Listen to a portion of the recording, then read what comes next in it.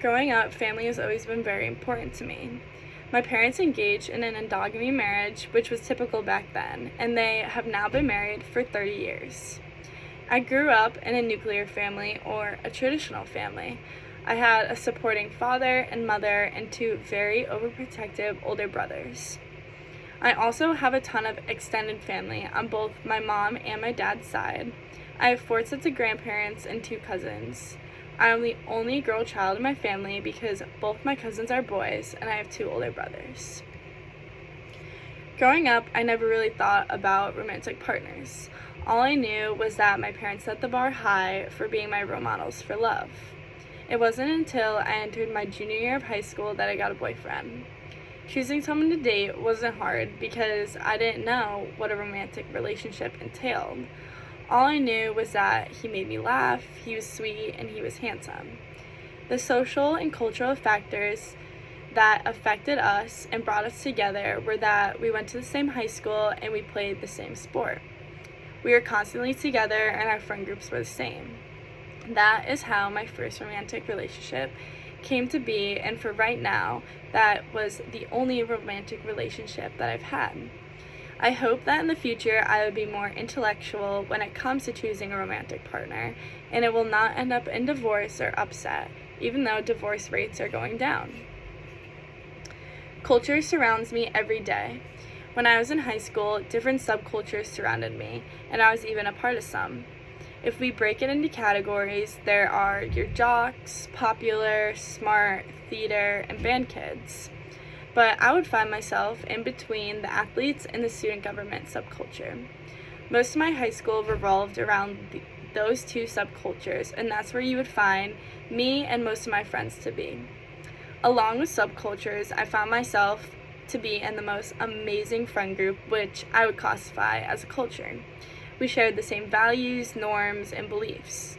I would also argue that my family was a culture because we also shared the same values, norms, and beliefs. For example, religion and holiday traditions. I also see IU to be a culture. While it is a big culture with many subcultures in the mix, we are all there and value success. The different areas of schooling at IU that can be subcultures are Kelly, nursing, engineering, and law. Sports has also always been a big part of my life ever since I was 3 years old. I grew up playing soccer and lacrosse. In terms of gender, when it comes to sports, the role of gender has a significant one. It can show up as structural, cultural, and interactional. In terms of structure, I've always had men coaches. No matter the sport, no matter the level, men have always dominated the head coach spot. I have had female assistant coaches and female team managers, or team moms, and the question I've always asked myself is why males primarily get the head coach job and females fall under the assistant job. When I was a sophomore in high school, me and my soccer team were involved in an interview process for a new head coach. There was 1 female and 1 male coach trying to get the job. In the end, the male coach did get the job, but I thought the female coach was way more qualified because of her background of the sport and how she described she would run practices. Being a female, I believe that having a female head coach would give us women the opportunity to relate to her more or feel more comfortable around her. On an interactional level, I always grew up playing on a girls-only sports team. I never played with the boys. Sports tend to group genders, especially when you get older. Male sports have different rules than female sports, and I always thought this was unfair, especially when I got to high school.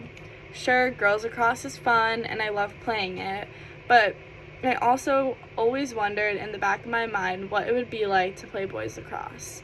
It would be a lot more aggressive, but I have more protection, like a helmet, because in girls lacrosse, we don't wear helmets, we wear goggles, which, if you were to ask me, I would say is unsafe.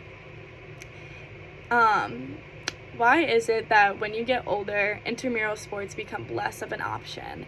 Because when I was younger, yes, I played on an all-girls team, but I did do intramural softball in the 1st grade. Leading intercultural level, boys have always had power names when it came to team names, while girls had sweet names. I can relate to this because when I was younger and played soccer, my team always wanted to be the Pink Unicorns or something girly, while all the guys had names like the Green Monsters. There is such a stigma between genders, and that stigma never went away even when I grew up.